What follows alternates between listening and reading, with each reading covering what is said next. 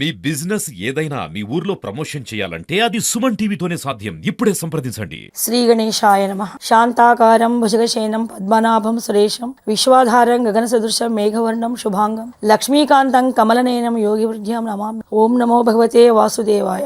మహావిష్ణుకు ఏకాదశి తిథి అంటే చాలా ప్రీతికరమైనది. మనకు మాసానికి 2 ఏకాదశులు, శుక్లపక్ష ఏకాదశి, బహుళపక్ష ఏకాదశి అని వస్తాయి. అయితే అన్ని ఏకాదశిలో కూడా అత్యంత విశిష్టమైన ఏకాదశి ఉత్పన్న ఏకాదశి. మనకు బహుళ ఏకాదశిని ఉత్పన్న ఏకాదశి అంటారు. ప్రతి ఏకాదశికి ఒక పేరు ఉంది.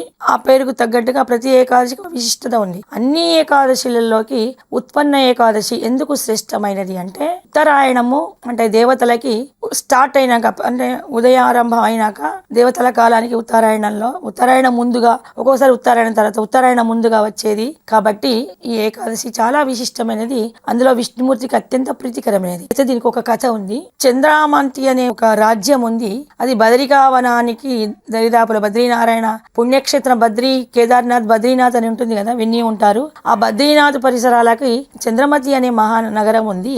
దాన్ని పరిపాలించేవాడు మూరా అనే రాక్షసుడు. దాన్ని ఆక్రమించుకొని నగరాన్ని పరిపాలిస్తుంటాడు. అందరూ అసురులాగానే అనేక విధాలైనటువంటి కృత్యాలు, అసుర కృత్యాలు అంటే క్రూరమైన చేతుల చేత దేవతలను మునులను హింసిస్తుంటాడు.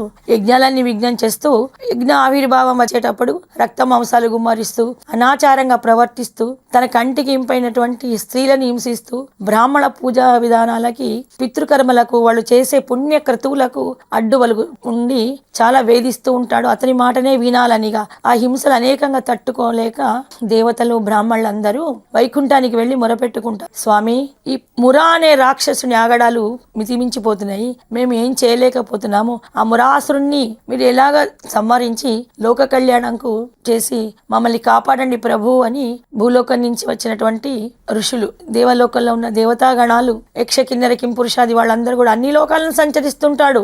వాడు త్రిమూర్తుల నుంచి మరణం లేని వరాన్ని పొంది ఉన్నాడు. అయితే పురుషుల చేత చనిపోవద్దు, ఆడవాళ్ళ అంటే చిన్న చూపు, స్త్రీలంటే ఈ వరాన్ని పొంది ఉన్నాడు. కాబట్టి ఇంత ఉన్నపాళంగా నేను ఇప్పుడిప్పుడే మొన్ననే అవతారాలు అయిపోయాయి, ఇప్పుడిప్పుడే ఏమి రూపాన్ని పొందాలి అని విష్ణుమూర్తి ముందు శక్తిని సమకూర్చుకోవాలి. కాబట్టి బదరికావనాన్ని, వైకుంఠం నుంచి బదరికావనానికి వెళ్ళిపోతాడు. ఆ వనమంతా కూడా రేగు వృక్షాలతో, అంటే బదరీ ఫలాల వృక్షాలతో చిక్కగా ఉంటుంది. పెద్ద పెద్ద బదరీ ఫలాలు ఒక 2-3 తినగానే సుసాయనంగా ఆహారం సంపూర్ణంగా సరిపోతుంది. విష్ణుమూర్తి కూడా వెళ్ళి బదరికావనంలో తపస్సు చేస్తుంటాడు. అయితే ఆయన ఒక పంచప్రాయ ప్రహ్లాదుని, ధ్రువుడి వయసులా అంతా ఉండి ఒక చెట్టు దగ్గర కూర్చుంటాడు. మురాసుడు ఎన్నోసార్లు అటు సంచరించాడు, కానీ ఎవరో పిల్లడు అని వదిలిపెట్టిపోయాడు. ఋషులను, మునులను, విష్ణు భక్తులను సంహరించేవాడు. ఆ పిల్లడేదో ఆట కోసం ఉన్నాడు అనుకుంటా. అలాగా ఒక్కొక్కసారి సాలగ్రామ రూపంలో ఉండిపోతూ ఉంటాడు. అయితే ఏమైతుందంటే, ధ్యానం చేస్తూ చేస్తూ యోగ నిద్రలో ఉన్నటువంటి స్వామి ఒక చెట్టు వేరుపై ఇలాగా